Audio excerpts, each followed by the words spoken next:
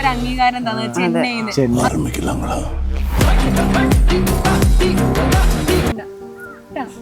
അങ്ങനെ ഒരു അച്ഛനും അമ്മേനും കിട്ടിയത് തന്നെ ഭാഗ്യല്ലേ. ചില ദിവസങ്ങളിൽ രാവിലെ ഒരു വക കഴിക്കാതെ നിന്ന് വൈകുന്നേരം വരെ ഞാൻ ജോലി ചെയ്യും. എൻ്റെ കൂടെ ഡാൻസ് കളിച്ചവർക്കായിരിക്കും ഒരിടത്ത് ഡാൻസ് കളിക്കാനോ ഒരു സ്റ്റെപ്പ് മുന്നോട്ട് വയ്ക്കാനോ നടക്കാനോ പോലും പറ്റാത്തൊരവസ്ഥയാണ്. കൈ അടുപ്പിച്ചു എന്നെ ഒരാൾ സ്ഥിരമായിട്ട് കളിയാക്കും. കാരണം ആ പുള്ളിക്കാരന് അതറിയാം, ഞാൻ ചെയ്യുന്നത് ഞാൻ എവിടെയെങ്കിലും എത്തുമെന്ന് അവനറിയാം. അവനെ കൊണ്ട് ഞാൻ ഒരു ദിവസം എൻ്റെ അടുത്ത് പറയിച്ചു, നീ എനിക്കൊരു പരിപാടിക്ക് വരൂ. എൻ്റെ കുടുംബത്തിൽ തന്നെ ഒന്ന് രണ്ടുപേരൊക്കെ മുമ്പ് കളിയായിരുന്നു. അവർ തന്നെ ലാസ്റ്റ് ഞങ്ങൾ വന്നപ്പോഴത്തേക്കും അവർ ഓടി വന്നു. പക്ഷേ കളി സീരിയസ് ആയിട്ട് വന്നപ്പോഴത്തേക്കും അവർ നമ്മളെയൊക്കെ ഒരുപാട് തകർക്കാനൊക്കെ നോക്കാം. നീ എന്നെ കളിയാക്കും തോറും ഞാൻ അച്ഛൻ, നീ അച്ഛനല്ല മകനാണ്. മറ്റൊരാൾ കൊടുക്കണമെന്നാണ് പറയുന്നത്. നമുക്ക് തിന്നാനില്ലെങ്കിലും മറ്റൊരാൾക്ക് നമ്മൾ കൊടുക്കണം. ഓണത്തിന് ഞങ്ങളെ വീട്ടിൽ സദ്യയില്ല. ഈ ഞങ്ങൾക്ക് കിട്ടി, എനിക്ക് കിട്ടി, അന്ന് കിട്ടിയ ആ ബോണസ് കിട്ടിയ പൈസയും 2 ദിവസം ഞാൻ ജോലി ചെയ്ത പൈസയും കൂടെ ചേർന്ന് 5 വീട്ടുകാർക്ക് നല്ല ഹാപ്പിയായിട്ട് ആ വീടിൻ്റെ ഒരു സന്തോഷം കാണുന്നത്. ചെറ്റക്കുടിൽ കിടന്ന് വളർന്നവനാണ് ഞാൻ. കാരണം എൻ്റെ അച്ഛൻ പറഞ്ഞിട്ടുണ്ട്, നമ്മൾ തിന്നില്ലെങ്കിൽ മറ്റൊരാൾ കൊടുക്കണം. നീ കൊടുക്കുമ്പോൾ നിനക്കാരെങ്കിലും തരും. അക്കണ്ട ഈ കണ്ടം നേരത്തെ കുഞ്ഞിക്കണ്ടം കണ്ടത്തിലോരത്ത് കുണ്ടം കുത്തി ആയില വിരിച്ചിട്ട് എന്നെ കിടത്തിട്ട് പോയതല്ലേ. ആദരിക്കുന്ന കാര്യം പറഞ്ഞപ്പോ ഒരുപാട് അവാർഡ് കിട്ടി. പക്ഷെ തമിഴ്നാടാണ് നിങ്ങൾക്ക് വിളിച്ചിട്ട് ഒരു അംഗീകാരം തന്നത്, ചെന്നൈയിൽ. അതുപോലും കേരളത്തിൽ നിന്ന് നിങ്ങൾക്ക് അങ്ങനെ ഒരു അംഗീകാരം കിട്ടിയിട്ടില്ല അല്ലേ? ശരിക്കും സത്യം പറഞ്ഞാൽ അത് ഞങ്ങളുടെ ജീവിതത്തിൽ ഒരു അനുഗ്രഹം തന്നെയാണ്. കാരണം ആ അവാർഡ് ഞങ്ങളെ വീട്ടിലിരിക്കുന്നത് ഒരു കാരണം ഒരു എന്തോ ഒരു കളിപ്പാട്ട് ഇരിക്കുമ്പോൾ ഇരിക്കണം. പക്ഷേ നമുക്കത് ഞങ്ങൾക്ക് 4 പേർക്കും അതൊരു അവാർഡ് തന്നെയാണ്. കാരണം അതെ നമുക്ക് കാരണം ഞാൻ ആർക്കും കിട്ടാത്ത ഒരു അവാർഡാണ് ഞങ്ങൾക്ക് കിട്ടിയിരിക്കുന്നത്. പക്ഷേ സീൽ അവാർഡ് അത് ഞങ്ങൾ ചെന്നൈയിൽ പോയി വാങ്ങിച്ച് വളരെ നല്ല ഒരു വലിയൊരു പരിപാടിയായിരുന്നു. അതിൽ ഞങ്ങൾക്ക് കിട്ടിയതിന് ഞങ്ങൾ തന്നെ അവിടെ പോയി അന്തം വിട്ടു പോയി മാഡം. അന്തം വിട്ടു. കാരണം ഇത്രയും വലിയ പരിപാടി അതിൽ ഞങ്ങളെ 4 എവിടെ കിടക്കണം, ഞങ്ങളെ 4 പേര് ഇവിടെ വന്ന് ഫാമിലി എന്റർടൈൻമെന്റ്. അതെ അതെ അതെ. അപ്പൊ ശരിക്കും കേരളത്തിൽ നിന്ന് അങ്ങനെ ഒരു അവാർഡ് നിങ്ങൾക്ക് കിട്ടിയിട്ടില്ല. ഒരുപാട് പേർക്ക് അവാർഡുകളൊക്കെ ഒരുപാട് പേര് അവാർഡുകൾ കിട്ടിയിട്ടുണ്ട്. കാരണം ഞങ്ങൾ കാണാറുണ്ട്, സോഷ്യൽ മീഡിയ വഴി ഒരുപാട് പേരെ കാണാറുണ്ട്. എപ്പോഴും ഈ സങ്കടം തോന്നുന്നു. അതാണ് മേഡം എന്റെ വിഷമം. അതാണ് കാരണം ഞാൻ ഇത്രയും സംസാരിക്കുന്ന കാര്യവും ഞാൻ ഇത്രയും ഫീലായിട്ട് സംസാരിക്കുന്ന കാര്യം അതൊന്നും. കാരണം എൻ്റെ ഒരുപാട് പേരൊക്കെ ചോദിക്കും, കാരണം വെച്ചാൽ നിങ്ങൾ ഒരിടത്ത് എത്തിയിട്ടില്ല എന്ന്. അപ്പോൾ അവരുടെ കാരണം വെച്ച് കഴിഞ്ഞാൽ ഇവിടെ എത്തിയിട്ടില്ലെങ്കിൽ ഇവർ നല്ല വരുമാനം ഉണ്ടാക്കുന്നുണ്ട്, യൂട്യൂബ് വഴി നല്ല ക്യാഷ് ഉണ്ടാക്കുന്നുണ്ട്. ഇനിയിപ്പോൾ ഈ വീഡിയോ ഇറങ്ങുമ്പോഴാണ് ശരിക്കും എല്ലാവരും അറിയുന്നത്, മനസ്സിലാക്കണം. കാരണം എനിക്ക് എല്ലാവരുടെ അടുത്തും പറയാൻ പറ്റില്ല. ഞാൻ പറഞ്ഞാൽ എല്ലാവരും വിശ്വസിക്കില്ല. അപ്പോൾ ഇതിലൂടെ എല്ലാവരും വിശ്വസിക്കട്ടെ ആഗ്രഹമുണ്ട്. അവർക്ക് മനസ്സിലാവും, എല്ലാവരും മനസ്സിലാകും. പിന്നെ ഈ ഡാൻസ് 15 വർഷമായിട്ട് കല്യാണം കഴിഞ്ഞിട്ട് 15 വർഷം കുട്ടിക്കാലം തൊട്ട് ഡാൻസ് കളിക്കുമായിരുന്നോ?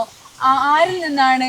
പിന്നെ ഞാൻ കേട്ടിട്ടുണ്ട് പ്രഭുദേവയുടെ മുക്കാപ്പിലെയാണ് ഡാൻസ് കളിക്കണം എന്നുള്ള അത്ര ഒരു ആഗ്രഹം മനസ്സിൽ തോന്നിച്ചത്. അതെങ്ങനെയായിരുന്നു? അല്ല, എനിക്ക് പണ്ട് സ്കൂളിൽ തൊട്ടാണ് ഞാൻ ഈ ഡാൻസ് ക്രൈസ് ആവുന്നത്. എനിക്ക് അങ്ങനെ ഡാൻസ് വളരെ ആദ്യം അങ്ങനെ ഒന്നുമില്ലായിരുന്നു. പക്ഷെ ആ ഒരു പാട്ട് വന്നതിന് ശേഷം വളരെ ആഗ്രഹം തോന്നി. അതിലൂടെയാണ് ഞാൻ ഡാൻസിലോട്ട് കടന്നു വരുന്നത്. പിന്നെ ഞാനൊരു 1-2 മാഷിൻ്റെ കൂടെയൊക്കെ നിന്ന് ഡാൻസുകൾ പഠിച്ചു. എന്നിട്ട് സ്വന്തമായിട്ട് ഞാൻ തന്നെ എൻ്റെ സമപ്രായമുള്ളവരൊക്കെ എൻ്റെ സുഹൃത്തുക്കളൊക്കെ തന്നെ ഒരുപാട് പേരെയൊക്കെ ഞാൻ ഡാൻസ് പഠിപ്പിച്ചു. പിന്നെ അതിലൂടെയാണ് പിന്നെ ഡാൻസ് ക്ലാസ് സ്കൂളായി ഒരുപാട്. പക്ഷേ ആർക്കും അറിയില്ല കേട്ടോ. കാരണം എൻ്റെ നാട്ടിലൊരുപാട്, എൻ്റെ വീട്ടിൽ പോലും അറിയില്ല ഞാൻ എവിടെയാണ് പോകുന്നത്. കാരണം എനിക്ക് ഒരുപാട് സ്ഥലത്ത് ക്ലാസ് ഉണ്ട്. അതായത് എൻ്റെ നാട്ടിൽ ഒരെണ്ണമുണ്ട്, അടുത്ത സ്ഥലത്തുണ്ട്. എങ്ങനെ നോക്കിയാൽ ഒരു 8-10 ക്ലാസ് വരെ എനിക്കുണ്ടായിരുന്നു. അതിൽ കൂടുതൽ ഉണ്ടോ എന്നുള്ള കാര്യം അറിയണ്ട. കാരണം കളിക്ക് ഇവിടെ നിദ്രവിള എന്ന് പറഞ്ഞ സ്ഥലത്ത് തന്നെ 3 ഡാൻസ് ക്ലാസ് ഉണ്ടായിരുന്നു. 3 സ്ഥലത്ത് ഞാൻ പഠിപ്പിക്കാൻ പോകും. എല്ലാം എങ്ങനെ നോക്കിയാൽ ഒരു 100-300 പിള്ളേരുണ്ടായിരുന്നു ഒരു ക്ലാസ്സിലല്ല, ഇങ്ങനെ മൊത്തത്തിൽ ഈ പഠിക്കാൻ വേണ്ടി. അത് ഞാൻ പ്രോഗ്രാമിനെ കൊണ്ട് പോകുന്നവർ മാത്രമാണ്. ബാക്കിയൊക്കെ ഞാൻ ഡാൻസ് പോയി പഠിപ്പിക്കുന്നതാണ്. കാരണം അവർ എന്നെ വിളിക്കുന്ന സ്ഥലത്ത് ഞാൻ പോയി പഠിപ്പിക്കുന്ന പിള്ളേരാണ്. പൈസ വാങ്ങിക്കില്ല. ഇല്ല, അത് ചിലർ തരും. അതും എനിക്ക് കൂടുതലും കിട്ടുന്നത് വെച്ച് കഴിഞ്ഞാൽ 1 രൂപയുടെ അന്നത്തെ അത് ദക്ഷിണയും ഒരു വെറ്റയും ഒരു പാട്ടും. അത് തന്നെയാണ് എൻ്റെ സന്തോഷം. ഞാനത് വായിച്ചിട്ട് എൻ്റെ മനസ്സുണ്ടായിരിക്കും, ഞാൻ എത്തും, എന്നെങ്കിലും ഒരു ദിവസം ഞാൻ എത്തും. എത്തി. ഇന്ന് നമ്മളൊക്കെ ഇവിടെ വരാൻ കാരണം അങ്ങനെ എത്തിയത് കൊണ്ടാണ്. അതെ അതെ അതെ. പ്രഭുദേവ ആരുടെ ഡാൻസ് ഏറ്റവും ഇഷ്ടം? ശരിക്കും പ്രഭുദേവയുടെയും മൈക്കിൾ ജാക്സന്റെ അല്ലു അർജുന്റെ ഒക്കെ സ്റ്റെപ്പ് പോലെ തന്നെ ഭയങ്കര നല്ല മൂവ്മെന്റ്സ് ആണ്. ആരെയാണ് ഇഷ്ടം? എനിക്ക് ഏറ്റവും കൂടുതൽ ഇഷ്ടം എനിക്ക് നമ്മുടെ ആദ്യം നമ്മുടെ പ്രഭുദേവ സാറിനോടായിരുന്നു ഏറ്റവും കൂടുതൽ നമ്മുടെ ആ സമയത്ത് ആയിരുന്നു. ഇപ്പൊ എനിക്ക് സത്യം പറഞ്ഞാൽ എനിക്ക് കൂടുതൽ സ്റ്റൈല് ഡാൻസ് എനിക്ക് കൂടുതൽ കയറി വന്നത് സൂര്യ സാറിനോടാണ്. അതെ, സൂര്യ സാറിന്റെ ഡാൻസിലൊരു വെറൈറ്റി ഉണ്ട്. കാരണം പുള്ളിയുടെ ആ സ്റ്റൈല് വേറെ രീതിയാണ്. കാരണം എല്ലാവർക്കും ഒരേ രീതിയാണ്, പുള്ളിയുടെ സ്റ്റൈൽ വേറെ രീതിയാണ്. നല്ല മസിലൊക്കെ പിടിച്ച് നല്ല സ്റ്റൈൽ ഡാൻസാണ് പുള്ളി. അത് വേറെ ലുക്കാണ്. ബാക്കി എല്ലാവരും ഇങ്ങനെ കെട്ടാ കൊണ്ടുപോകും. പക്ഷെ പുള്ളി കൊണ്ടുപോകുന്നത് സൂര്യ സാർ ആ സ്റ്റൈലാണ് ഞാൻ കൂടുതൽ ഇപ്പോൾ യൂസ് ചെയ്ത് കൊണ്ടുപോകുന്നത്. അത് എല്ലാവരും നമുക്ക് കാണുമ്പോൾ അറിയാൻ പറ്റും. പലരും ഡാൻസ് കളിക്കുന്നെങ്കിൽ വിജയ് സാറെ കളിക്കുമ്പോഴത്തേക്കും വേറെ ഇങ്ങനെ ഇവിടെ കൊണ്ടുപോകും. പക്ഷെ ഈ സൂര്യ സാറെ കൊണ്ടുപോകുന്ന തന്നെ ഇടിച്ച് അവിടെ ഇടിച്ച് ഇവിടെ ഇടിച്ച് ഇങ്ങനെ കൊണ്ടുകയറും. അതൊരു വെറൈറ്റിയാണ്. ആ വെറൈറ്റി തന്നെയാണ് ഇപ്പം ഞാൻ ഡാൻസിൻ്റെ പിള്ളേരെയും കൊണ്ട് കയറി. ഇപ്പൊ കുട്ടികളാണെങ്കിലും ശരിക്കും ചേട്ടനൊരു നമുക്കൊരു മമ്മൂട്ടിയെന്ന് പറയാം. കാരണം ഫിസിക്കല് പിന്നെന്താ പറയാ സ്റ്റൈലായാലും ആ ഒരു ലുക്കില്ലേ മെയിൻറ്റെയിൻ ചെയ്ത് കൊണ്ടുപോകുന്ന ലുക്ക്. മക്കളെ ആയാലും ഇതുകൊണ്ട് മോനൊക്കെ 7ാം ക്ലാസ്സിലാണ്. അപ്പൊ എങ്ങനെയാണ് കുട്ടികളുടെ ഭക്ഷണമൊക്കെ എങ്ങനെയാ? ഏറ്റവും ഞാൻ ഇവരെ കൺട്രോൾ ചെയ്യുന്നത് ഭക്ഷണത്തിലാണ്. കാരണം ഞാൻ ശ്രദ്ധിക്കാറുണ്ട്. കാരണം എൻ്റെ സുഹൃത്തുക്കളുടെയൊക്കെ മക്കളുമാർ വളർന്നു വരുന്ന കൊച്ചുങ്ങളുടെയൊക്കെ എല്ലാം വയറൊക്കെ ഇങ്ങനെയായി, ശരീരം ഇങ്ങനെയായി. എന്നാൽ അവരുടെ മക്കൾക്ക് സന്തോഷത്തോടെ കൊടുക്കുന്ന ആഹാരം അവർ കഴിക്കുന്നു. എന്നാൽ അവരുടെ മക്കൾക്ക് കൊടുക്കുന്നതാണ്. പക്ഷെ എനിക്കതിൽ പറയാൻ പറ്റൂല. എനിക്ക് പറയണമെന്ന് ആഗ്രഹമുണ്ട്, നീ നിൻ്റെ മകനെ ഇങ്ങനെ ആക്കും. പക്ഷെ ആ വ്യക്തിക്ക് ആഗ്രഹമുണ്ട് എന്നെ കൊണ്ട് ഈ കൊച്ചിനെ പഠിപ്പിക്കണം. പക്ഷെ അവൻ എന്നോട് പറയുമ്പോൾ ഞാൻ അവനോട് പറയുന്ന കാര്യം ഇതാണ്, നീ ചെയ്യേണ്ട കാര്യം കൊച്ചിനെ ഫുഡിൻ്റെ രീതിയിൽ ഒന്ന് കൺട്രോൾ ചെയ്യുക. പക്ഷെ എന്നാൽ അത് അവർ ചെയ്യില്ല. അവരുടെ മക്കളുടെ സന്തോഷത്തിന് എല്ലാം കൊടുത്ത് ഫാമാക്കി പിള്ളേരൊക്കെ വേറെ ലെവലിലേക്ക് എത്തും. പിന്നെ ഒന്നും ചെയ്യാൻ കൊടുക്കും. പക്ഷെ എൻ്റെ മക്കളുടെ കാര്യത്തിൽ ഡിഫറെൻ്റാണ്. കാരണം ഇവരുടെ ആഹാര രീതി കണ്ടില്ലേ, മേഡം ഇരിക്കുന്നത് കണ്ടില്ലേ, ആഹാരമാണ് മെയിൻ. നമ്മൾ ഒരു കഴിവുണ്ടെങ്കിൽ ഡാൻസ് എന്താ നമുക്ക് ഫുഡ് കൺട്രോൾ ചെയ്തേ പറ്റൂ. ഇത് കൺട്രോൾ ചെയ്യാതിരുന്നാൽ നമുക്ക് കളിക്കാൻ പറ്റില്ല.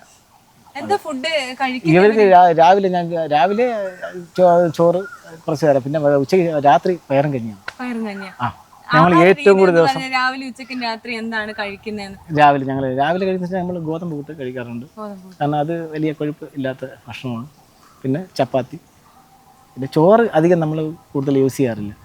കാരണം ചോറാണ് നമ്മുടെ ശരീരത്തെ കൊണ്ടുപോകുന്നത്. അത് കൂടുതൽ യൂസ് ചെയ്യാറില്ല. പയറും കഞ്ഞിയാണ്. ഇല്ല ഒരിക്കലും ഇല്ല. പയറും കഞ്ഞിയും കുടിച്ചു കഴിഞ്ഞാൽ നമ്മുടെ എൻ്റെ ഈ 2 മക്കൾക്കും ചിക്കനും ബിരിയാണിയും കൊടുത്തിട്ടുള്ളതല്ല. ഇത് 2 പേരും പയറും കഞ്ഞിയും ശരീരമാണ്. അവരിന്ന് എന്നോടൊപ്പം ഇല്ലെങ്കിൽ ഞാനിന്ന് എൻ്റെ മക്കളുടെ ഒരു സ്നേഹം എനിക്കുണ്ട്. ഞാൻ ഇവർക്ക് ചിക്കനും പൊറോട്ടയൊക്കെ വാരിക്കൊണ്ടങ്ങ് തട്ടിക്കൊടുത്തേക്കുണ്ടല്ലോ, എൻ്റെ ഇന്ന് ഞാനിവിടെ എത്തില്ല മേഡം. എൻ്റെ വൈഫ് പറയും, ചേട്ടാ ഇന്ന് പയറും കഞ്ഞിയും വേണ്ട. എനിക്കറിയാം ഈ കൊച്ചുങ്ങളെ ഇങ്ങനെ പഠിപ്പിച്ചാൽ, പക്ഷെ അവർ അതിന് വേണ്ടിയിട്ട് താല്പര്യപ്പെടുന്നുണ്ട്. ഞാൻ അങ്ങനെ കൊടുത്തപ്പോഴത്തേക്ക് അവർക്ക് രാത്രി പയറും കഞ്ഞി മതി, ആ ടച്ച് കൊണ്ടുപോയി. ഇപ്പൊ രാത്രി പയറും കഞ്ഞി ഒക്കെയാണ്. ഇവരാണ് അച്ഛന്റെ അമ്മയുടെയും ശക്തി അല്ലേ? ചേച്ചി ചേട്ടനെ എടുത്തു പൊക്കുകയൊക്കെ ചെയ്യും. എന്താ പറയാ, നിങ്ങളിൽ വെച്ച് നോക്കുമ്പോൾ നമുക്കറിയാം ചേച്ചി കുറച്ച് തടിയുണ്ട്, പക്ഷെ ഡാൻസ് നന്നായിട്ട് കളിക്കുന്നുണ്ട്. അപ്പൊ മോനെ എങ്ങനെയാണ് അച്ഛൻ ഇങ്ങനെ ട്രെയിൻ ചെയ്ത് എടുക്കുന്ന അമ്മയൊക്കെ? അച്ഛൻ രാത്രി അല്ലെങ്കിൽ 9 മണിയാവും സമയം, എന്നാലും അച്ഛൻ അമ്മേനെ നല്ല വൃത്തി ട്രെയിനിങ് ചെയ്യിപ്പിക്കും. നമ്മളെക്കാൾ കൂടുതൽ അമ്മേനെ ട്രെയിൻ ചെയ്യിപ്പിക്കും. അത് അമ്മ കളിച്ചാൽ അത് നന്നാക്കണം. അതിനുവേണ്ടി അച്ഛൻ നല്ല വൃത്തിയായി ശ്രമിക്കും. അച്ഛൻ 1-2 മണിക്കൊക്കെ നമ്മൾ കിടന്നുറങ്ങുമ്പോൾ പിറ്റേ ദിവസം അച്ഛൻ ജോലിക്ക് പോകണത് തന്നെ 6 മണി 7 മണി, അല്ലെങ്കിൽ അച്ഛൻ 5 മണിക്കേ പോകും. ദൂരോട്ട് എവിടെയെങ്കിലും ആണെങ്കിൽ 5 മണിക്ക് അവിടെ നിന്ന് പോകണം. അവിടെ ചെന്ന് ജോലി ചെയ്യും. അച്ഛൻ സത്യം പറഞ്ഞാൽ അച്ഛന് കഴിക്കാൻ കൊടുക്കണത് തന്നെ നമുക്ക് കൊണ്ടുവരും. അച്ഛൻ എന്തായിരുന്നാലും അച്ഛന് കഴിക്കാൻ കൊടുത്താൽ സത്യം പറഞ്ഞാൽ നമുക്ക് കൊണ്ടുവരും. അച്ഛൻ അവിടെ നിന്ന് അച്ഛൻ കഴിക്കാറില്ല. അച്ഛൻ നമ്മളെ അടുത്ത് വന്ന് തന്നെ പറഞ്ഞിട്ടുണ്ട്, ഞാൻ ഇന്ന് അവിടെ നിന്ന് കഴിച്ചില്ല. എന്നാലും അച്ഛൻ വീട്ടിൽ വന്നാലും കുറച്ചേ കഴിക്കുകയുള്ളൂ. അതുകൊണ്ട് സത്യം പറയാം, അച്ഛൻ്റെ കൂട്ടുകാരന്മാർ കഴിക്കുമ്പോൾ അച്ഛൻ തന്നെ പറഞ്ഞിട്ടുണ്ട്, അച്ഛൻ്റെ കൂട്ടുകാരന്മാർ കഴിക്കുമ്പോൾ വെള്ളം കുടിച്ചാണ് ഇന്ന് ജോലി ചെയ്ത. അതിനോട് നമുക്കും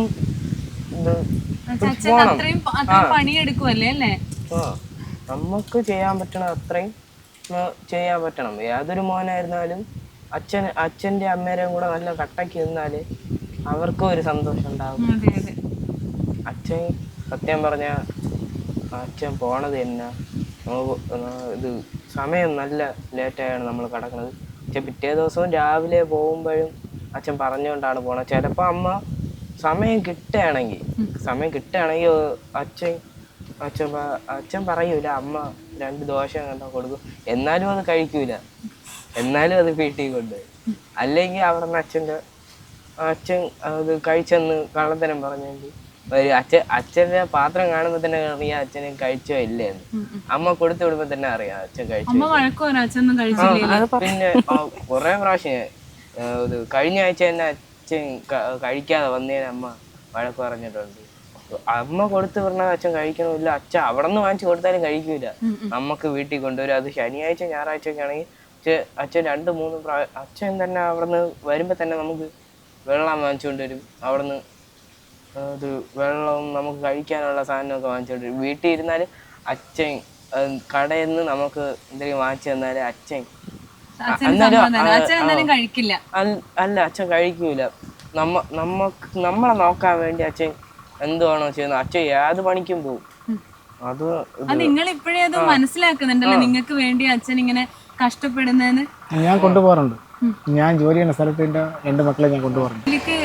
ഞാൻ കൊണ്ടുപോകും, വെറുതെ കൊണ്ടുപോകും. കാരണം ഞാൻ ചെയ്യുന്ന കഷ്ടപ്പാട് എന്താണെന്ന് അറിയണം. ഇപ്പോഴും ഞാൻ കണ്ടിട്ടുണ്ട് അച്ഛൻ, ഞാൻ കൊണ്ടുപോയിട്ടുണ്ട്. ജോലി ചെയ്യണത് പണ്ട് ഞാൻ അച്ഛൻ്റെ കൂടെ പോവും, അച്ഛനെ കൊണ്ടുപോകും, അല്ലെങ്കിൽ ഞാൻ പോവും അച്ഛൻ്റെ കൂടെ. അച്ഛൻ എടുക്കുന്ന ജോലിയൊക്കെ കാണുമ്പോൾ വിഷമം തോന്നുന്നു. ഞാൻ അവനെ കൊണ്ടുപോകും കൂടെ. കാരണം വെച്ചാൽ ഞാൻ അവനോട് ഇപ്പോൾ കൊണ്ടെടുത്തിട്ട് ഞാൻ അവനോട് പറയും, ഞാൻ ഈ പണി ചെയ്താണ് നിങ്ങളെ 3 പേരെ നോക്കുന്നത്. അത് അവന് നന്നായിട്ട് അറിയാം, അതെൻ്റെ കൂട്ടുകാരന്മാർക്കും അറിയാം. അവിടെ വെച്ച് പറഞ്ഞിട്ടുണ്ട്, നിങ്ങളെ ഞാൻ ഇങ്ങനെയാണ് നോക്കണം, നിങ്ങളും അതിൻ്റെ കൂടെ അച്ഛൻ്റെ കൂടെ ഒരിക്കലും അച്ഛനെ കൈവിട്ട് കളയല്, അച്ഛനത് ഭയങ്കര വിഷമമാണ്, അച്ഛൻ കൈവിടല് അച്ഛൻ പറയും.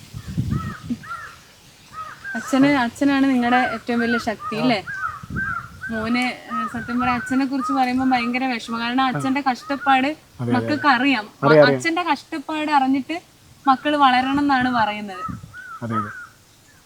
വേണ്ട അങ്ങനെ ഒരു അച്ഛനും അമ്മേനും കിട്ടിയത് തന്നെ ഭാഗ്യല്ലേ? വിഷമിക്കണ്ട കേട്ടോ. ഏതായാലും നല്ലോണം ഡാൻസ് ഒക്കെ പഠിച്ച് ചെറിയൊരു വീട്, 2 മുറിയാണ് ആ ചെറിയ വീട്. ആ ചെറിയ ഇതിൽ നിന്നാണ് നമ്മുടെ പ്രാക്ടീസും കാര്യങ്ങളും. പിന്നെ നമുക്ക് പ്രാക്ടീസ് ചെയ്യാൻ വേണ്ടി ഞങ്ങൾ വിളയിൽ പോകും. ഒരു പറമ്പുണ്ട് ഞങ്ങളുടെ വീടിൻ്റെ ഇങ്ങ് താഴെ ഒരു പറമ്പുണ്ട്. ആ പറമ്പിൽ പോയാണ് അവിടെ ആരും കാണാതെ ഞങ്ങൾ അവിടെ ചെന്നതാണ് ഫൈനലായിട്ട് പ്രാക്ടീസ് ചെയ്യുന്നത്. കാരണം വീട്ടിൽ നിന്ന് ഫൈനലായിട്ട് പ്രാക്ടീസ് ചെയ്യാൻ പറ്റില്ല, കാരണം നമ്മുടെ ശരീരങ്ങൾ തട്ടുന്നുണ്ട്.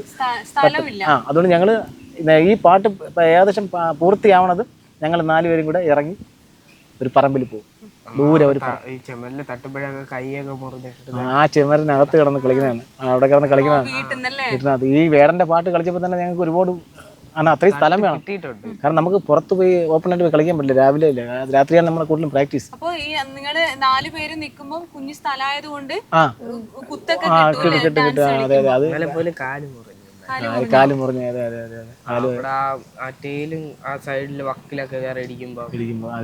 കളിച്ചു. കാരണം അത്രയ്ക്കുള്ള സ്ഥലമേ ഉള്ളൂ അതിനകത്ത്. കാരണം നമുക്ക് പുറത്തൊരു ക്ലാസ് ഡാൻസ് അങ്ങനെയൊന്നും ഇല്ലല്ലോ. കാരണം നമ്മൾ ഫൈനലായിട്ട് ചെയ്യുമ്പോഴത്തേക്ക് നമ്മൾ വെളിയിൽ ചെന്ന് ഫുള്ളായിട്ട് പ്രാക്ടീസ് ചെയ്തിട്ടാണ്. ബാക്കിയെല്ലാം അതിനകത്ത് ആ ചെറിയ മുറിയിൽ നിന്ന് തന്നെയാണ് മാഡം ഇതുവരെ എത്തിയത്. 2 മില്യനും 1 മില്യനും മില്യനും ഒക്കെ അടിച്ചത് ഈ ഒരു കുഞ്ഞു ഈ ചെറിയ ആ ചെറിയ ഹാളിനകത്ത് നിന്നാണ്. ആ മേഡം കണ്ടല്ലോ, ഒരു 2 പേരിങ്ങനെ നിന്നാ അത്രയുള്ള സ്ഥലമേ ഉള്ളൂ. ആ സ്ഥലത്തിനകത്ത് നിന്നാണ് ഈ പാട്ട് ഇത്രയും വരെ നിങ്ങൾ എത്തിപ്പറ്റിയത്. നിങ്ങൾ ഇങ്ങനെ മില്യനൊക്കെ വരുമ്പോ ഒരു ഭയങ്കര ഒരു ഉള്ളിന്ന് എന്താ അപ്പൊ സന്തോഷമാണ് മേഡം. ഞങ്ങൾക്ക് വളരെ സന്തോഷമാണ്. കാരണം ഓരോ പാട്ട് ചെയ്യുമ്പോഴും നമ്മൾ പാവങ്ങളാണേലും പാട്ട് ചെയ്തപ്പോഴും ആ പാട്ട് പാടിയ ചേട്ടൻ വരെ നമുക്ക് കമന്റ് ഇട്ടിട്ടുണ്ട്, അവരെ അക്കൗണ്ടിൽ എടുത്തിട്ടിട്ടുണ്ട് നമ്മളെ വീഡിയോ. അതാണ് അവന് ഏറ്റവും ഇഷ്ടം. അതാണ് ഞങ്ങൾ ആ പാട്ട് പാവങ്ങളാണേലും എന്ന് പറയുന്ന ഒരു പാട്ട് ആരും കളിച്ചിട്ടില്ല. ആ പാട്ട് ഡാൻസ് കളിക്കാനും പറ്റില്ല. ആ ഇറക്കിയത് അങ്ങനെയാണ് ഇറക്കിയത്. പക്ഷെ ആ പാട്ട് ഞങ്ങൾ ഡാൻസ് കളിച്ചു. പാവങ്ങളാണേലും ആ പാട്ട് നിങ്ങളാണ് ആദ്യമായിട്ട് ഡാൻസ് കളിക്കുന്നത്. ആ പാട്ട് ഞങ്ങള് പായസം ചോറ് തരാം, പാതിരയാവോളം ചങ്കിലെ പാട്ടൊന്ന് പാടിത്തരും. മുണ്ടുമുറിക്കാലും ചുണ്ടിലെ പുഞ്ചിരി ഊറ്റിത്തരും. ചന്ദ്രനിലേലും അന്തിച്ചതും മുന്നിൽ തെളിഞ്ഞു തരും. തക തക താളം തുള്ളാൻ വാ, തക തക മേളം തുള്ളാൻ വാ, കടലിലെ പാട്ടും മൂളികൾ ദുഃഖങ്ങളെല്ലാം വാ, ദുഃഖങ്ങളെല്ലാം വാ, പാവങ്ങളാണേലും പായസച്ചോറ് തരും. പാതിരയാവോളം ചങ്കിലെ പാട്ടൊന്ന് പാടിത്തരും. ആ സോങ് കളിക്കാൻ പറ്റുന്ന ഡാൻസ് കളിക്കാൻ പറ്റാത്തൊരു സോങ്ങാണ്. അതെ. പക്ഷെ ഞങ്ങൾ ആ ഡാൻസ് കളിച്ചു. അതിന്റെ പിറ്റേ ദിവസം തന്നെ സജീർ സാറ് ആ ഞങ്ങളെ വീഡിയോക്ക് കമന്റും ചെയ്തിട്ട് ആ വീഡിയോ എടുത്ത് ആ പുള്ളിക്കാരന്റെ അക്കൗണ്ടിൽ പോസ്റ്റും ചെയ്തു. സജീർ എന്നിട്ട് വേറെ നമുക്കൊരു മെസ്സേജ് വന്നു. ആ പുള്ളിക്കാരന് വേറൊരാളാണ് ഈ പാട്ടെടുത്ത് അപ്പോഴേ അയച്ചു കൊടുത്തു. എന്നിട്ട് ആ പുള്ളിക്കാരൻ ഞങ്ങൾക്കൊരു മെസ്സേജ് ഇട്ട് നിങ്ങളെ വീഡിയോ സജീറിന് അങ്ങനെ അയച്ചു കൊടുത്തിട്ടുണ്ട്, അവൻ്റെ അക്കൗണ്ടിൽ കയറുമാക്കാൻ ചെയ്തു. കയറുമാക്കി ചെയ്താൽ ഞങ്ങളുടെ ഈ പാവങ്ങളാണെങ്കിലും പാട്ട് ആ പുള്ളിക്കാരൻ്റെ അക്കൗണ്ടിൽ സജീർക്കൊപ്പം ഇട്ടിട്ടുണ്ട്. എന്നിട്ട് ആ പുള്ളിക്കാരൻ സെപ്പറേറ്റ് ഇട്ടിട്ട് ആ പുള്ളിക്കാരൻ്റെ ആരൊക്കെ കയറിയിട്ടുണ്ട്. ആ പാട്ട് ഞങ്ങളാണ് ആദ്യമായിട്ട് അടിച്ചത്. എന്നുവെച്ചാൽ പാവങ്ങളാണേലും നമ്മൾ പായസ ചോറ് തരാം ആ ഒരു വരികളിൽ തന്നെയുണ്ട് നിങ്ങളുടെ വോയിസും നിങ്ങളുടെ ലൈഫും എല്ലാം നിങ്ങളുടെ ഡാൻസും എല്ലാം കൂടി ആകുമ്പോൾ അത് വേറെ ലെവലായി. അത് നമ്മൾ ആ ഡാൻസ് ഇറക്കിയപ്പോൾ തന്നെ ഒരുപാട് കമന്റ് ചെയ്യാറുണ്ട്. ശരിക്കും ആ പാട്ടിൽ വേറൊരു രീതിയാണ്. പക്ഷെ ഞങ്ങൾ ഇറക്കിയത് വൈഫിന് ഒരു മെന്റൽ ഉള്ള ഒരു ആളായിട്ടാണ് ഞങ്ങൾ വൈഫിനെ ആ പാട്ടിൽ ആടിയത്. അപ്പോൾ അതിനകത്ത് കമന്റ് വരാറുണ്ട്. ശരിക്കും ഈ പാട്ടിനുള്ള യോജിച്ച ഒരു ഇതാണ്. ആരിയ നെല്ലിന്റെ ഓലെ നാടും പോലെ ചാഞ്ചാടുണ്ണി ചാരിഞ്ഞാട് ഞാറ്റുമുടി ചുറ്റി താളത്തിൽ പാടണ് പാട്ടു കേട്ട് നീയുറങ്ങ്.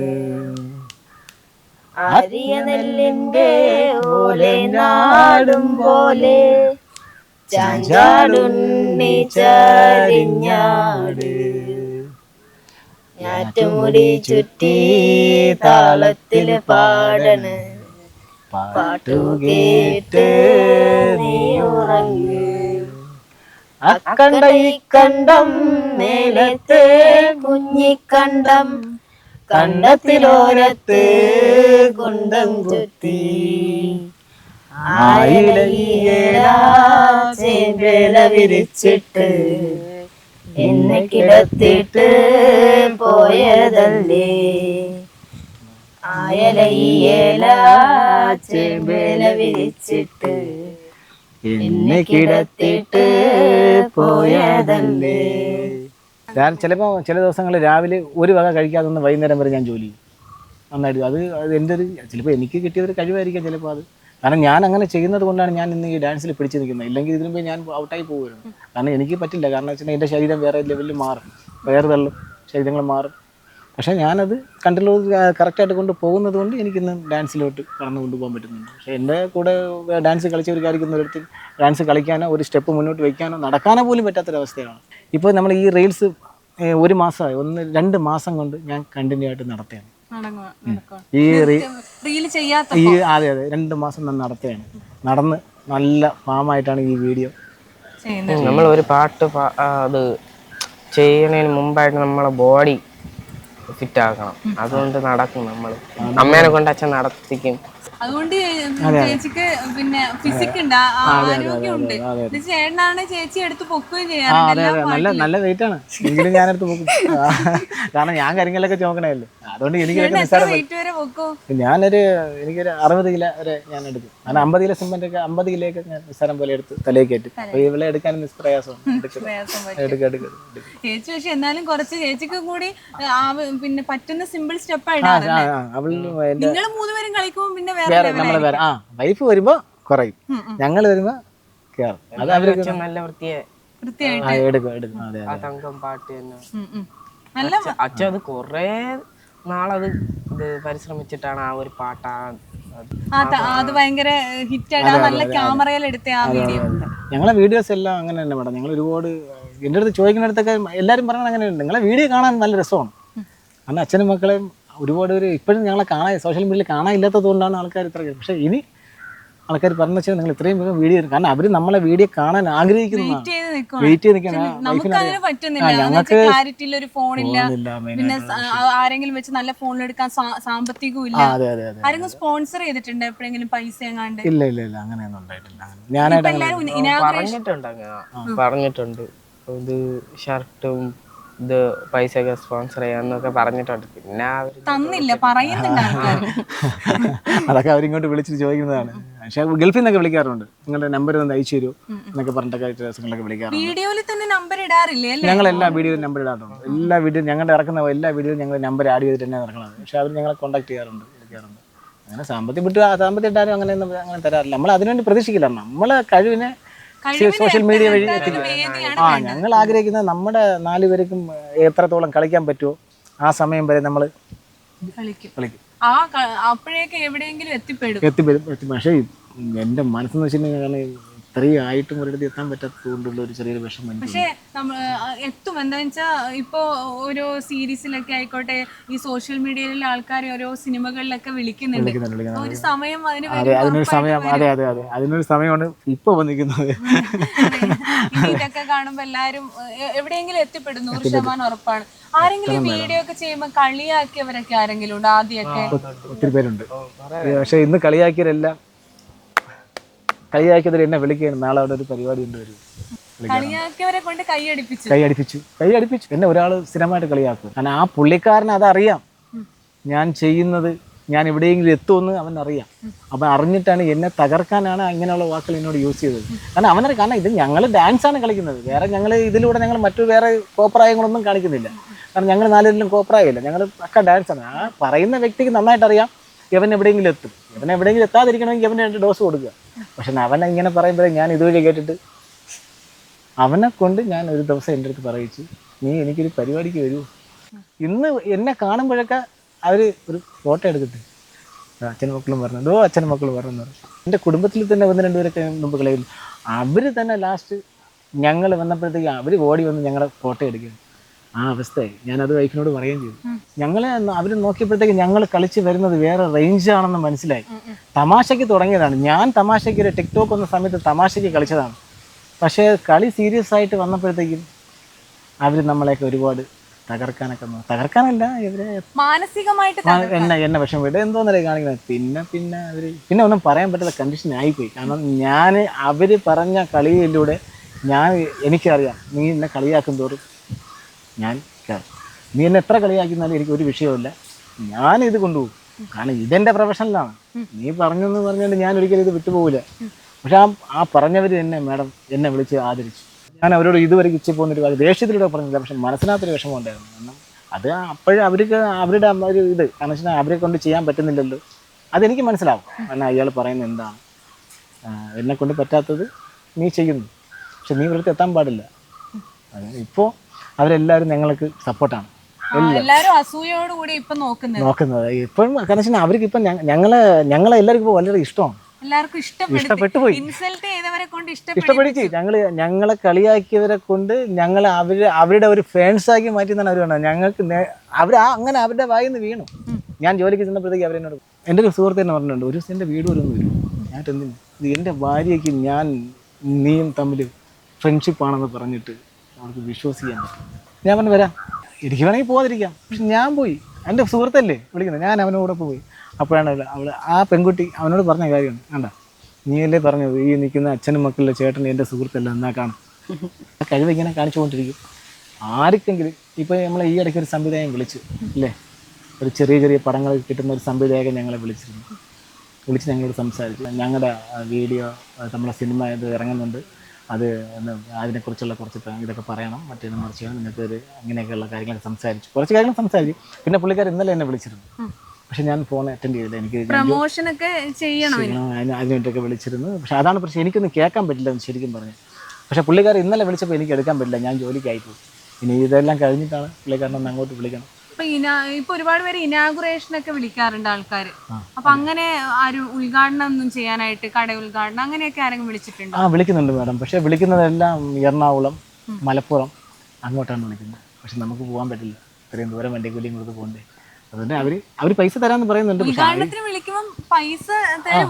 അതെ, അവര് ഞങ്ങളെ വിളിക്കുന്നത് വെച്ച് കഴിഞ്ഞാൽ ഇത് കട ഉദ്ഘാടനം ചെയ്യാനും അവിടെ ഒരു ചെറിയ പെർഫോമൻസ് ചെയ്യാനൊക്കെയാണ് വിളിക്കുന്നത്. പക്ഷെ നമുക്ക് എത്താൻ പറ്റുന്നില്ല. നമുക്ക് 4 പേർക്കും ആ പറഞ്ഞ സ്ഥലത്ത് എത്തണമെങ്കിൽ തന്നെ ഞങ്ങൾക്ക് ഒരുപാട് ചിലവുണ്ട്. കാരണം മകന് ഡ്രസ്സ് എടുക്കണം, ഒന്നല്ല 2 എടുക്കണം, ഇവിടെ 2 എടുക്കണം, ഇവിടെ 2 എടുക്കണം. അപ്പോൾ നമുക്ക് ഒരുപാട് ചിലവുള്ളത് കൊണ്ട് നമ്മൾ അവരെ വിളിച്ച് ഞാൻ വരില്ല, അവർ എന്നെ വിളിക്കുന്നു. എൻ്റെ ഒരു ആഗ്രഹമാണ് നല്ലൊരു ഫോൺ വാങ്ങിക്കണം, അതിൽ വീഡിയോ ചെയ്യണം. കാരണം ഇപ്പം പെട്ടെന്നൊരു ഫോൺ വാങ്ങിക്കാനുള്ളൊരു സാമ്പത്തികമൊന്നുമില്ല. ഇപ്പോൾ വാങ്ങിക്കണം തന്നെ നല്ലൊരു കുറച്ച് പൈസ ആവും. അത് ഞാൻ തന്നെ വാങ്ങിക്കും, കാരണം അതിന് കുറച്ച് സമയം വേണം. അതുവരെ വെയിറ്റ് ചെയ്തിരുന്നതുകൊണ്ടാണ് ഇത്രയും ദിവസം വരെ നീണ്ടുപോയത്. പക്ഷേ ഇങ്ങനെ കൊണ്ടുപോയി കഴിഞ്ഞാൽ നമ്മൾ ഒരിടത്ത് എത്തൂല. എത്രയും പെട്ടെന്ന് നമുക്കൊരു ഫോൺ നമ്മൾ മേടിച്ച് നല്ലൊരു വീഡിയോ ഇനി മുതൽ ജനങ്ങളിലേക്ക് എത്തിക്കാനാണ് ഞാൻ ആഗ്രഹിക്കുന്നത്. കാരണം ഒരു അല്ലു അർജുനും പ്രഭുദേവയും അതുപോലെ തന്നെ മൈക്കിൾ ജാക്സനെയൊക്കെ പോലെ ആണ് നമ്മൾ കാണുന്നത്. അങ്ങനെ ഒരു എനർജിയാണ്, അങ്ങനെ ഒരു സ്റ്റൈലാണ്, മൂവ്മെന്റ്സ് ആണ്. അപ്പൊ അങ്ങനെ ആരെങ്കിലും ഒക്കെ പറഞ്ഞിട്ടുണ്ടോ അവരെ പോലെ ഉണ്ടെന്നൊക്കെ സ്റ്റെപ്പൊക്കെ? അല്ല മിക്കവരും ഒരുപാട് പറയാന്ന് വെച്ച് കഴിഞ്ഞാൽ അങ്ങനത്തെ ഇതല്ല, ഡാൻസിൽ ഒരുപാട് പറയാറുണ്ട്. അച്ഛൻ, നീ അച്ഛനല്ല മകനാണെന്നാണ്. എല്ലാരും വീഡിയോ കാണുമ്പോൾ പറയുന്നത് അച്ഛനെയും മക്കളെയും മനസ്സിലാവുന്നില്ല, ഇതിൽ ആരാ അച്ഛൻ ചോദിക്കുന്നത്. ഞങ്ങൾ ഇടയ്ക്ക് ഒരു ഫ്ലവേഴ്സിൽ ഇങ്ങനെ ചെന്ന് നിൽക്കുകയാണ്. അപ്പൊ അവിടെ ഇങ്ങോട്ട് ചോദിക്കുകയാണ്, നിങ്ങളുടെ ആരാ അച്ഛനെന്നാണ് ചോദിക്കുന്നത്. കാരണം ഞങ്ങൾ 3 പേരും ഇങ്ങനെ നിൽക്കുകയാണ്.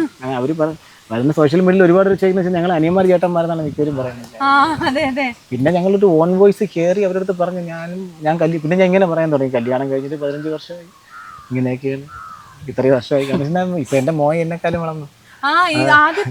ആദ്യത്തെ പോലെയല്ല, ഇപ്പം അച്ഛനും മക്കളും ആണെന്ന് പറയുന്നില്ല, ചേട്ടനും അനിയന്മാരും. നമ്മള് അങ്ങനെ അതിന് ഒരുപാട് അങ്ങനെ ചോദിക്കാറുണ്ടല്ലേ. കാരണം നിങ്ങൾ വീഡിയോയ്ക്ക് വേണ്ടിയിട്ടാണോ ഈ അച്ഛനും മക്കളും ഒന്ന് പറയണമെന്നാണ് അവർ ചോദിച്ചിട്ടുള്ളത്. പക്ഷെ നമ്മൾ ശരിക്കും പറഞ്ഞാൽ പിന്നെ അവർക്ക് നമ്മളൊരു മറുപടി കൊടുക്കുന്ന ഓൺ വോയിസിൽ ഞങ്ങൾ കയറിയപ്പോഴാണ് അവർക്ക് ശരിക്കും, അന്നാണ് അവർക്ക് എല്ലാവർക്കും അച്ഛനാണ്, 2 മക്കളുമാണ്, ഇത്ര വർഷമായി കല്യാണം കഴിഞ്ഞിട്ട്, ഇങ്ങനെ പിള്ളേരാണ്. അതിനുശേഷമാണ് എല്ലാവർക്കും പിന്നെ അച്ഛൻ ശരിക്കും അവരറിയണത് അങ്ങനെയാണ്. അവർ പറഞ്ഞതെന്ന് വെച്ച് കഴിഞ്ഞാൽ നിങ്ങൾ സോഷ്യൽ മീഡിയയ്ക്ക് വേണ്ടിയിട്ടാണോ അനിയന്മാർ ഈ അച്ഛനും മക്കളും എന്ന് പറയാമെന്നാണ് ആദ്യം അവർ കരുതിയത്. നെഗറ്റീവായിട്ട് ആദ്യം വീഡിയോ. പിന്നെ ഈ ഓൺ വോയിസ് കയറിയ ശേഷം പിന്നെ അല്ല, കാരണം അച്ഛൻ ഇങ്ങനെ ആരോഗ്യം വിശ്വസിക്കാൻ പറ്റില്ല. ഇപ്പൊ തന്നെ ഈ പാട്ട് ഇറക്കിയപ്പോഴത്തേക്ക് അതിനകത്ത് കമന്റുകൾ വരാറുണ്ട്. അങ്ങനെ ഇല്ലേ, അതിനകത്ത് ഒരുപാട് കമന്റുകൾ കിടപ്പുണ്ട്. കാരണം നിങ്ങളെ അച്ഛനല്ല, നിങ്ങൾ അങ്ങനെയല്ലേ, അങ്ങനെയൊക്കെ പറയാറുണ്ട്. വീഡിയോ ചെയ്യേണ്ടി വന്നു അച്ഛനും. കാരണം അവര് പറഞ്ഞാൽ നിങ്ങൾ റീൽസ് റേറ്റ് കൂട്ടാൻ റീച്ച് കൂട്ടാനായിട്ട് അങ്ങനെ വെറുതെ പറയാൻ ചോദിച്ചു. ഇപ്പൊ എല്ലാവർക്കും അത് വിശ്വാസമായി. എല്ലാവർക്കും അച്ഛനും മക്കളും തന്നെയാണ്, ഒറിജിനൽ അച്ഛനും മക്കളുമാണ്, അച്ഛനും മക്കളുമാണ്, ചേട്ടനനിയന്മാരല്ല. നിങ്ങൾ ഇല്ലായ്മയിൽ നിന്ന് ഞാനൊരു വീഡിയോ കണ്ടു. ഇല്ലായ്മയിൽ നിന്ന് ക്യാൻസർ പേഷ്യന്റിന് ഓണത്തിന് അരിയ സാധനങ്ങളും വാങ്ങിക്കൊണ്ടു. ഭയങ്കര കണ്ണ് നിറഞ്ഞു പോയി ആ വീഡിയോ കണ്ടപ്പോൾ. ഒരുപാട് വഴക്ക് പറഞ്ഞിട്ടുണ്ട് അതില്. ആ വീഡിയോ ഇട്ടിട്ട് നിങ്ങൾക്ക് ഒരുപാട് നെഗറ്റീവ് അത് കാണിച്ചിട്ടാണോ പിന്നെ അരി കൊടുക്കണ്ടെന്നൊക്കെ പറഞ്ഞു. ഇതല്ലേ ശരിക്കും എന്നെ കൊണ്ട് ചെയ്യാൻ പറ്റണത് ഞാൻ ചെയ്തു നോക്കി. കാരണം വെച്ചാൽ ഞാനത് മനസ്സിലാക്കിയെന്ന് വെച്ചാൽ അന്യനാട്ടിൽ നിന്ന് ഒരുപാട് കൂട്ടുകാരന്മാർ ഇവിടെ കിടപ്പുണ്ട്, ബംഗാളി ഹിന്ദിക്കാര സുഹൃത്തുക്കൾ. കാരണം നമ്മൾ ആഗ്രഹിക്കുന്നത് വെച്ച് കഴിഞ്ഞാൽ എൻ്റെ കൂടെ ജോലിക്ക് വരുന്നവരാണ്. കാരണം നമ്മൾ ഓണത്തിന് വളരെ നല്ല ഭക്ഷണങ്ങൾ വെച്ച് കഴിക്കാറുണ്ട്. അപ്പോൾ അവർ ഇവിടെ റൂമിൽ കിടക്കും. അപ്പോൾ എനിക്ക് ഭയങ്കര ആഗ്രഹമാണ്. കാരണം എനിക്ക് ഈ കഴിഞ്ഞ ഓണത്തിന് തന്നെ എനിക്ക് അവർക്ക് ഒരുപാട് ഭക്ഷണം കൊടുക്കണമെന്ന് നമ്മൾ പ്ലാൻ ചെയ്തിരുന്നതാണ്. പക്ഷേ ചെറിയൊരു ബുദ്ധിമുട്ട് വന്നതുകൊണ്ട് അത് കൊടുക്കാൻ പറ്റിയില്ല. പിന്നെ മേഡം നേരത്തെ പറഞ്ഞതുപോലെ ആ ഒരു ക്യാൻസർ പേഷ്യൻറ്റിന് നമ്മൾ കൊടുത്തെന്ന് വെച്ച് കഴിഞ്ഞാൽ അത് വേറൊരാൾ പറഞ്ഞിട്ടാണ് ഞാനത് അറിയുന്നത്.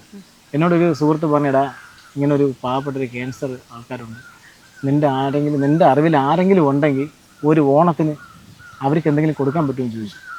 അപ്പോൾ ഇതെനിക്ക് മനസ്സിൽ കൊണ്ടു. അപ്പോൾ ഞാനിതിങ്ങനെ വെച്ചിരുന്നു. ഞങ്ങൾ 5 വീട്ടുകാർക്ക് കൊടുത്തു. ഞാൻ കൊടുത്തു 5 വീട്ടുകാർക്ക്. ആ ഓണത്തിന് 5 വീട്ടുകാർക്ക്.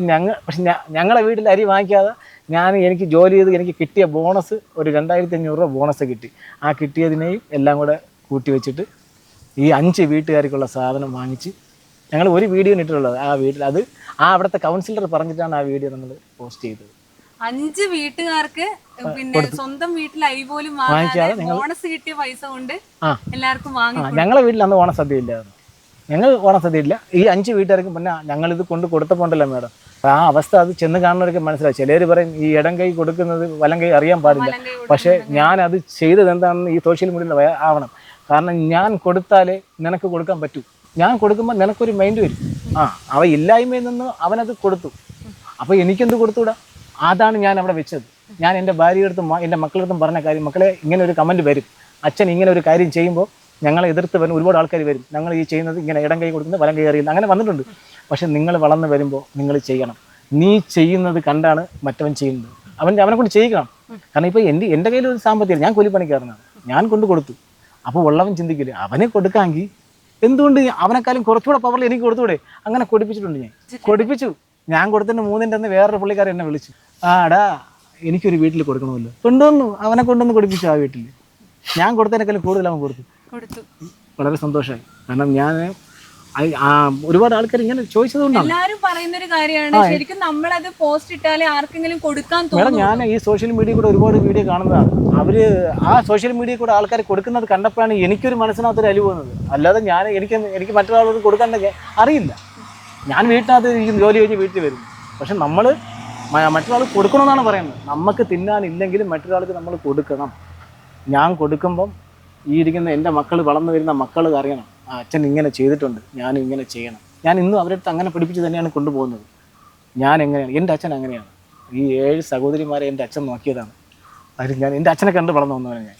കാരണം എൻ്റെ അച്ഛൻ ജോലിക്ക് പോയിട്ട് വരുമ്പോൾ ഞങ്ങൾ അത്രയും പട്ടിണിയിൽ നിന്ന് വന്നവരാണ്. എൻ്റെ അച്ഛന് ഒരു കരിങ്കല്ല് പണി ചെയ്ത് വീട്ടിൽ കൊണ്ടുവന്ന് ഈ 7 വരെയൊക്കെ അന്നത്തെ സാഹചര്യത്തിൽ ആഹാരം കൊടുക്കണമെന്ന് പറഞ്ഞാൽ വളരെ ബുദ്ധിമുട്ടാണ്. മേഡം ചെറ്റക്കുടിൽ കിടന്ന് വളർന്നവനാണ് ഞാൻ. എൻ്റെ ഞങ്ങൾ ഒരു 7 അച്ഛൻ്റെ അമ്മയുടെ 7 സഹോദരിമാരും അവരുടെ അമ്മയുടെ ഇതെല്ലാം നമ്മൾ ഒരൊറ്റ വീട്ടിനകത്തൊരു ചെറ്റക്കുടിൽ കിടന്നവരാണ് ഞങ്ങൾ. ഞാൻ എൻ്റെ അച്ഛനെ വാച്ചി, എൻ്റെ അച്ഛൻ ജോലിക്ക് പോകും, കരിങ്കല്ല് പിടി, ലോറി പണി, കരിങ്കല്ല് ചുവന്ന് തരുന്ന പണി, ഞാൻ കൂടെ പോകും, അച്ഛൻ്റെ കൂടെ പോകും. ഇന്ന് എൻ്റെ മോൻ വരുമ്പോൾ ഞാനും കൂടെ പോകും. അതൊക്കെ കണ്ടു കളന്നിട്ടാണ് ഞാനിങ്ങനെ ഇപ്പോൾ ഞാനൊക്കെ ഇങ്ങനെ ആയത്. കാരണം എൻ്റെ അച്ഛൻ പറഞ്ഞിട്ടുണ്ട്, നമ്മൾ തിന്നില്ലെങ്കിൽ മറ്റൊരാൾക്ക് കൊടുക്കണം, നീ കൊടുക്കുമ്പോൾ നിനക്കാരെങ്കിലും തരും. ഞാൻ അങ്ങനെ ചെയ്തപ്പോൾ ഞാൻ ഈ 5 വീട്ടുകാർക്ക് കൊടുത്തതിൻ്റെ 3-ൻ്റെ അന്ന് എനിക്ക് ദൈവം ജയില് ഇഷ്ടം പോലെ ജോലിയുണ്ട്. എൻ്റെ കൂട്ടുകാരന്മാർ പറഞ്ഞിട്ടുണ്ട്, ഇവന് മാത്രം ഡെയിലി ജോലി, ഞാനിവിടെ കൊടുക്കുന്നത് കൊണ്ടാണ് ദൈവം എനിക്ക് തരുന്നത്. ഓണത്തിന് ഞങ്ങളുടെ വീട്ടിൽ സദ്യയില്ല. ഈ എനിക്ക് കിട്ടിയ അന്ന് കിട്ടിയ ആ ബോണസ് കിട്ടിയ പൈസയും 2 ദിവസം ഞാൻ ജോലി ചെയ്ത പൈസയും കൂടെ ചേർന്ന് 5 വീട്ടുകാർക്ക് നല്ല ഹാപ്പിയായിട്ട് ആ വീടിൻ്റെ ഒരു സന്തോഷം കാണണം വേണം. പൈസയും കൊടുത്തത് സോഷ്യൽ മീഡിയ കൂടെ ഞാൻ കൊടുത്തത് അത് നിങ്ങളെ കാണും. ഞാൻ കൊടുക്കുമ്പോഴാണ് നിനക്ക് കൊടുക്കേണ്ട ഒരു മൈൻഡ് പറഞ്ഞത്. ഞാൻ കൊടുപ്പിച്ചു വേണം ഒരാളെ കണ്ട് വളർന്ന മകനാണ് ഇപ്പൊ ഈ മകനെ കണ്ട് എൻ്റെ മക്കൾ വളർന്നു. ഞാൻ ഇവരെ പഠിപ്പിക്കുന്നത് അങ്ങനെയാണ്. ഞാൻ എന്താണോ ചെയ്യുക, ഒരു സ്ഥലത്തൊരു ജോലിക്ക് പോയിരുന്നാലും ആത്മാർത്ഥമായിട്ട് ജോലി ചെയ്യുക, നീറ്റായിട്ട് ജോലി ചെയ്യണം. അതാണ് എൻ്റെ മക്കൾക്ക് ഞാൻ വിദ്യാഭ്യാസം എന്നെ കൊണ്ട് കൊടുക്കാൻ പറ്റുന്നില്ല. കാരണം അതിനുള്ള വരുമാനം നമുക്ക് അതിനുള്ള സാഹചര്യമൊന്നും ഇല്ല. വാക്കുകളിലൂടെ ഞാനത് കൊണ്ട് പോകുന്നുണ്ട്. അപ്പോൾ ഇങ്ങനെ ഒരു അച്ഛനെയും അമ്മയൊക്കെ കിട്ടിയത് മക്കള് ഭാഗ്യം ചെയ്തവരാണ്. തിരിച്ചും അങ്ങനെ തന്നെ. അപ്പോൾ ഇങ്ങനെ ഇനിയും ഡാൻസ് ഒക്കെ ചെയ്ത് മുന്നേറി ഇങ്ങനെ പോവുക. ഏതായാലും ഒരു പ്ലാറ്റ്ഫോം നിങ്ങൾക്ക് ഉറപ്പായാലും ഇന്റർവ്യൂ ഒക്കെ ഔട്ടാകുമ്പോൾ കിട്ടും. ഇനി ഉദ്ഘാടനമൊക്കെ വരുമ്പോൾ നിങ്ങളത് ചെയ്യുക. എന്ന് വെച്ചാൽ സാമ്പത്തികം യൂട്യൂബ് ചാനൽ തുടങ്ങാം.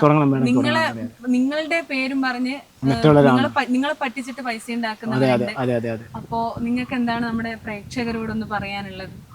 നമുക്ക് പറയാനുള്ള കാര്യങ്ങൾ നമ്മൾ നിങ്ങളോട് പറഞ്ഞു. ഇനി നിങ്ങളുടെ അഭിപ്രായങ്ങൾ ഞങ്ങളെ അറിയിക്കുക എന്നുള്ളതേ ഉള്ളൂ. കാരണം നമ്മൾ വളരെ പാവപ്പെട്ട കുടുംബത്തിൽ താമസിക്കുന്നവരാണ്. കാരണം നമ്മുടെ ബുദ്ധിമുട്ടും നമ്മുടെ പ്രശ്നങ്ങളുമാണ് ഞങ്ങളിപ്പോൾ പറഞ്ഞിരിക്കുന്നത്. അപ്പോൾ നിങ്ങൾ ഇതിനു വേണ്ടി വേറെ രീതിയിൽ ചിത്രീകരിച്ചുകൊണ്ട് പോകരുത്. നിങ്ങൾ കഴിവിനും നിങ്ങൾ ഞങ്ങളെ സപ്പോർട്ട് ചെയ്യുക. ഇതുവരെ നിങ്ങൾ സപ്പോർട്ട് ചെയ്തതിനേക്കാളും നിങ്ങൾ ഞങ്ങളെ സപ്പോർട്ട് ചെയ്യുക. കാരണം ഞങ്ങളെ നിരവധി വീഡിയോകൾ നിങ്ങളുടെ മുന്നിലേക്ക് എത്തുന്നതാണ്. ജനങ്ങളുള്ളതുകൊണ്ടാണ് നമ്മളിവിടെ ഇപ്പം ഇങ്ങനെ നിൽക്കുന്നത്. കാരണം ഈ നിങ്ങളാണ് നമ്മളെ ഏറ്റവും കൂടുതൽ സപ്പോർട്ട്. കാരണം ജനങ്ങളാണ് നമ്മുടെ സപ്പോർട്ട്. കാരണം നമ്മളല്ല സപ്പോർട്ട്, ജനങ്ങളാണ്. അവർ തരുന്ന സപ്പോർട്ടാണ് ഞങ്ങൾ ഇന്ന് ഇവിടെ നിൽക്കുന്നത്. ജനങ്ങളിലൂടെ നിൽക്കുന്നതാണ്. ഞങ്ങൾ ഒരിക്കലും വേറെ രീതിയിൽ പോകുന്നവരല്ല. നമ്മൾ നന്നായിട്ട് നമ്മുടെ കഴിവിനെ നിങ്ങൾക്ക് കാണിച്ചു തരും. നിങ്ങളെ സപ്പോർട്ട് ചെയ്യുക. അതേ, വേറെ ഒന്നും പറയാനില്ല. നമ്മുടെ വിഷമങ്ങൾ മാത്രമേ ഞങ്ങൾ ഇതിലൂടെ പറഞ്ഞിട്ടുള്ളൂ. വേറെ ഒന്നും നിങ്ങൾ എടുക്കരുത്. ഇതിനകത്ത് നമ്മൾ ആരെയെങ്കിലും വിഷമിച്ചിട്ടുണ്ടെങ്കിൽ നിങ്ങൾ ഞങ്ങളോട് ക്ഷമിക്കുക. കാരണം എൻ്റെ സന്തോഷം, എൻ്റെ വിഷമങ്ങൾ ഞാൻ ഇതിലൂടെ പറഞ്ഞതേ ഉള്ളൂ. നിങ്ങൾ കാണും പോലെയല്ല ഞങ്ങളുടെ ജീവിതം. ഞങ്ങൾ ഒരു ദിവസം കൂലിപ്പണി ചെയ്താണ് ഞങ്ങൾ ജീവിക്കുന്നത്. അപ്പോൾ നിങ്ങൾ മാക്സിമം നിങ്ങളെ സപ്പോർട്ട് ചെയ്യുക. ഇത്ര നിങ്ങളെ കൊണ്ട് പറ്റും സപ്പോർട്ട് ചെയ്യുക. നിങ്ങളുടെ മുമ്പിൽ വീണ്ടും. അപ്പോൾ എല്ലാ ആശംസയും മോനും. അപ്പോൾ നന്നായിട്ട് ഇനിയും ഡാൻസ് ഒക്കെ കളിക്കാം കേട്ടാ ചേച്ചി. ഓക്കെ. അപ്പോ അടിപൊളിയാണല്ലോ ഈ എനർജി ഇങ്ങനെ അങ്ങനെ പോകണം എന്നുവെച്ചാൽ വേറെ ലെവലാണ്. അത്രയും ഫാനാണ് ഞാനും നിങ്ങളുടെ. അപ്പോ എല്ലാരും സപ്പോർട്ട് ചെയ്യാ. ഇവരെ ഒരുപാട് ഉയരങ്ങളിൽ എത്താൻ കഴിവുള്ള നല്ല കലാകാരന്മാരാണ്. ഇനിയും കോമഡി മാസ്റ്റേഴ്സും കോമഡി ഉത്സവമൊക്കെ പോലെ ഇനിയും നല്ല നല്ല വേദികളും സിനിമയിലും ഒക്കെ കാണാൻ പറ്റട്ടെ അടുത്ത് തന്നെ. ഞങ്ങൾക്ക് എല്ലാ സിനിമയിലും അഭിനയിച്ചിട്ടില്ലെങ്കിലും കുഴപ്പമില്ല. ജസ്റ്റ് ഒരു സിനിമയിലെങ്കിലും നമുക്കൊരു ജസ്റ്റ് ഒരു തല കാണിച്ചാൽ മാത്രം മതി. ഞങ്ങൾ അതിൽ സിനിമയിൽ നിങ്ങളെ വലിയ റോളുകളോ കാര്യങ്ങളോ ഒന്നും വേണ്ട. ശരി, കാരണം ഇത്രയും മേലായി ഒരു ചെറിയൊരു വേഷം നിങ്ങൾ ആരെങ്കിലും ഞങ്ങളെ വിളിക്കുക. സിനിമാറ്റിക് ചാനലിനോട് ഞങ്ങളുടെ വിഷമങ്ങൾ മുഴുവൻ ഞങ്ങൾ പറഞ്ഞിട്ടുണ്ട്. പൊട്ടിത്തെറിച്ചതാണ്. ഞങ്ങളെ ഇങ്ങനെ ഒരു വേദിയിൽ എത്തിച്ചത് വളരെ സന്തോഷമുണ്ട്. ഞങ്ങളെ വീഡിയോ വൈറലായതിലും എല്ലാത്തിലും വളരെയധികം സന്തോഷം. പിന്നെ വേടനെ എത്രയും പെട്ടെന്ന് കാണാൻ പറ്റട്ടെ. ഒരു ആഗ്രഹമുണ്ട്, നിങ്ങൾക്ക് കാണാൻ പറ്റും.